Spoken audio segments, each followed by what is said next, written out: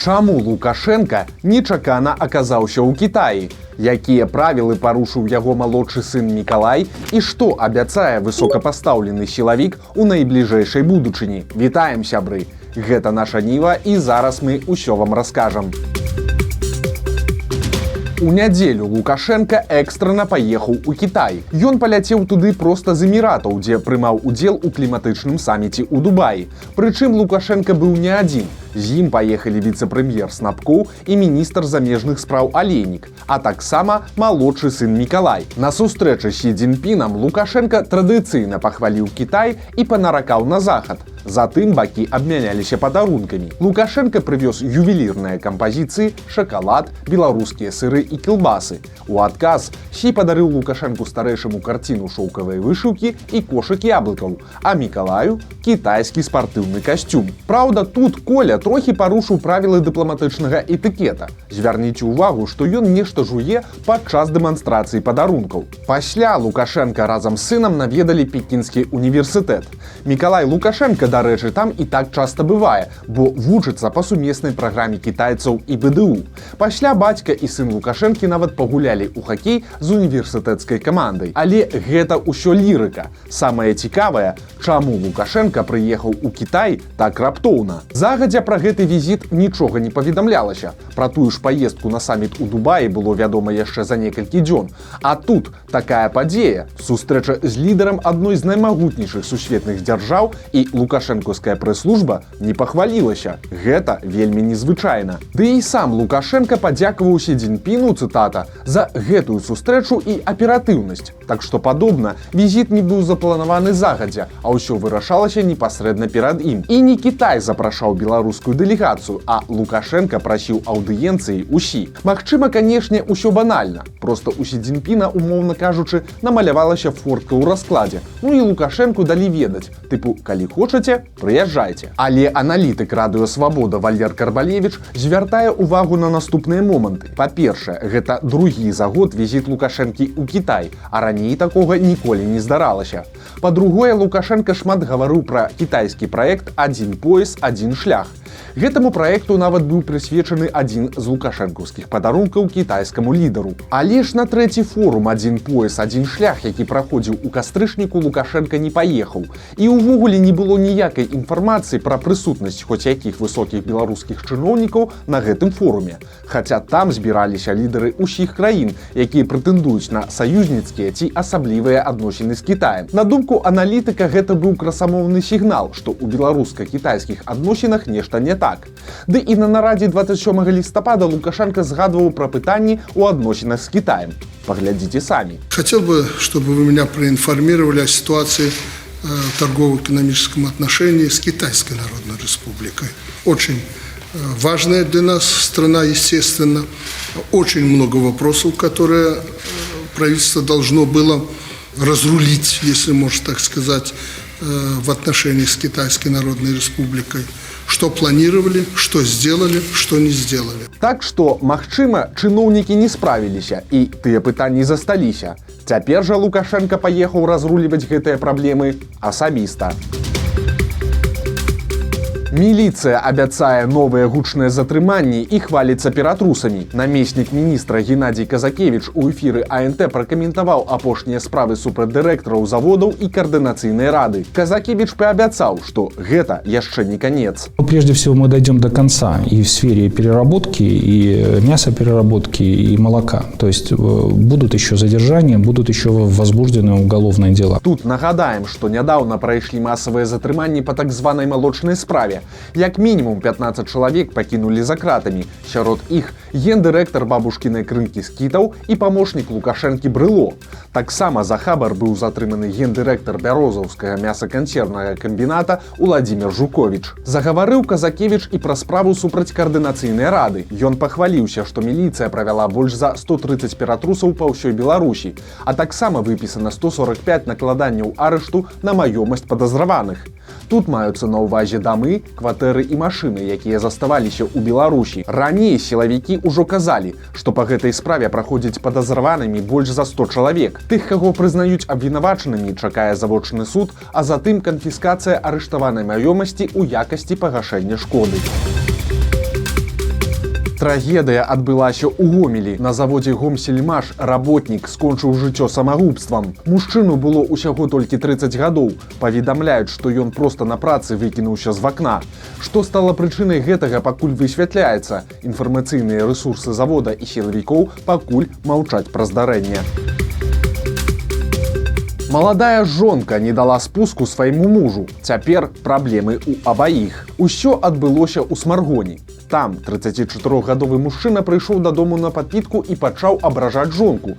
22-гадовая жанчына цярпець не стала. Штурхнула мужа на канапу, накінулася на яго з кулакамі і нанесла серыю удараў па жываце. Праз пару дзён мужчыну стала блага. Ён пайшоў да ўрача і аказалася, што ў яго разрыў селязёнкі. У выніку мужчына трапіў у бальніцу, а яго баявая жонка цяпер можа трапіць у калонію. На жанчыну завялі крыміналку за нанясенне цяжкіх цялесных пашкоджанняў. Пакаранне ад 3 до 8 гадоў калоніі. А забаўкі ў студэнцкім інтэрнаце Маларыцкага каледжа скончыліся крыміналкай. Гісторыя такая. Двое 16-гадовых навучэнцаў бегалі па паверхах, шумелі і калацілі ў дзверы. Затым прыдумалі вось што. Намачылі некалькі рушнікоў, звязалі іх у вузел і пачалі забягаць у пакоі і лупіць тымі рушнікамі іншых юнакоў. На заўвагі яны не рэагавалі, таму вахцёрша выклікала міліцыю. Сілавікі ж паставіліся да сітуацыі максімальна сур'ёзна. Яны зафіксавалі ў пацярпелых сляды збіцця і лёгкіх цялесных пашкоджанняў, а на тых двух буйных студэнтаў завялі крымінальную справу за групавое хуліганства. Пакаранне суворыя, арышт, абмежаванне волі альбо да 6 гадоў калоніі. Для непаўналетніх максімальны тэрмін мягчэйшы, але ўсё роўна сур'ёзны, да 3 гадоў за кратамі. Чаго не хапае беларускаму міністэрству надзвычайных спраў? Як высветлілася, дэтэктара хлусні. І гэта не жарты. Гомельскія ратавальнікі размясцілі тэндэр на закупку паліграфа. Заплаціць гатовыя аж 34 тысячы рублёў, а гэта прыкладна 11 тысяч даляраў. У заяўцы не ўказана, навошта ратавальнікам раптам спатрэбіўся такі прыбор, але здагадацца не цяжка. Хутчэй за ўсё, на паліграфе будуць тэсціраваць работнікаў альбо тых, хто ўжо працуе, альбо кандыдатаў на працу ў ведамстве. Гэтаму ўжо паспела абрадавацца вядомая даносчыца Вольга Бондарова. Яна напісала, што паліграф патрэбны, каб правесці чысткі сярод ратавальнікаў. Праўда, заўважым, што даставернасць дэтэктара хлусні штука даволі спрэчная. Напрыклад, у судах паказчыкі паліграфа не лічацца экспертызай і не выкарыстоўваецца ў якасці доказаў. І, дарэчы, пра Бондараву. Яна ўсё радавалася таму, што шыльдаў і знакаў і прыбіраюць беларускую лацінку і замяняюць яе на рускую мову. Чаму ж яна цяпер зноў абураецца і нават называе кіраўніцтва мінскага метро, прабачце за цытату, БЧБшнымі падлюкамі? А вось чаму. Аказалася, што цяпер даносчыцу не задавальняе шрыфт на некаторых указальніках у метро. Маўляў, чаму па-беларуску вялікімі літарамі, а па-руску меншымі? Тэрмінова трэба разабрацца, бо гэта бяда і непарадак. Кіраўніцтва метрапалітэна на такія прэтэнзіі пакуль ніяк не адрэагавала, але тут у нас ёсць адна версія. Можа, усё таму, што пакуль гэта яшчэ Беларусь, а не другі Савецкі Саюз, Расійская імперыя ці пра што там яшчэ марыць Вольга Бондарова. Праўда, ведаючы, як рэагуюць на яе даносы, цікава будзе паглядзець, ці зменіцца нешта ў шыльдах пасля віскату аматаркі рускага свету. І яшчэ такі момант пра шыльды і рускую мову. Цяпер, пасля зачысткі беларускай лацінкі, некаторыя прыпынкі і назвы на беларускіх вуліцах выглядаюць вось так. Калі што, зверху надпіс па-беларуску, а ўнізе па-руску. Так што глядзіце, не пераблытайце. Рубрика «Без каментароў». Апошнім часам улады змагаюцца з кадравымі праблемамі, але маштабы гэтых праблем намагаюцца хаваць.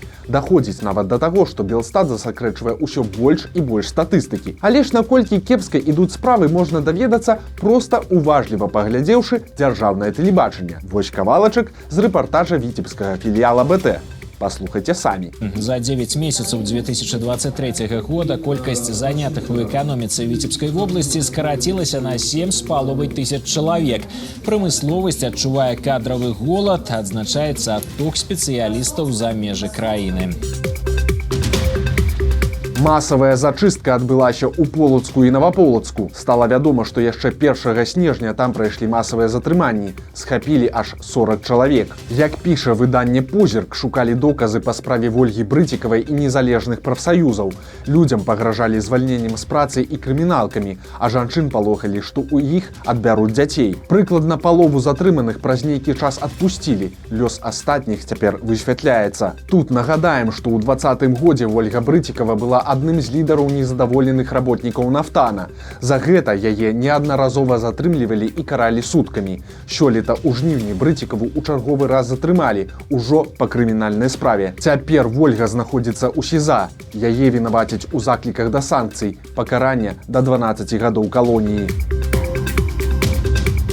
Жыхар Брэста знайшоў у лесе гранату. У выніку атрымаў і інваліднасць, і крыміналку. Вось незразумела чаму, але час ад часу чарговы беларускі мужчына пачынае пілаваць знойдзены боепрыпас. Амаль заўсёды гэта скончваецца трагічна. Так адбылося і ў гэты раз. Беспрацоўны берасцеец падзарабляў здачай металалому. Цяпер проста ў лесе ён знайшоў часткі боепрыпасаў і выбуховых прылад, у тым ліку проціватанкавыя гранаты. Адну з гранат мужчына вырашыў распіліць у двары свайго дома. Само сабою адбыўся выбух. Мужчына выжыў, але трапіў у бальніцу з цяжкімі траўмамі. Пазней атрымаў інваліднасць. Таксама на яго завялі крыміналку за незаконныя дзеянні са зброяй. Цяпер прайшоў суд. Мужчыну далі год калоніі за тэрміноўкай. Гэта значыць, што калі ў бліжэйшыя 2 гады ён не будзе парушаць закон, то за краты яго не адправяць. А ў Мінску заўважылі таямнічую сумную карову. У Завею яна тулілася да шматпавярховіка. Таксама выходзіла на праезжую частку. Фота кароўкі выклаў тэлеграм-канал фудблогера Какабая, але адкуль яна ўзялася на сталічных вуліцах і што было з ёю далей, ніхто не ведае. Вось такія навіны панядзелка. Падпісвайцеся на канал, стаўце лайкі альбо дызлайкі і выказвайце свае заўвагі ў каментарах. І, канешне, чытайце нашу Ніву, глядзіце нашу Ніву і любіце Беларусь. Да сустрэчы заўтра.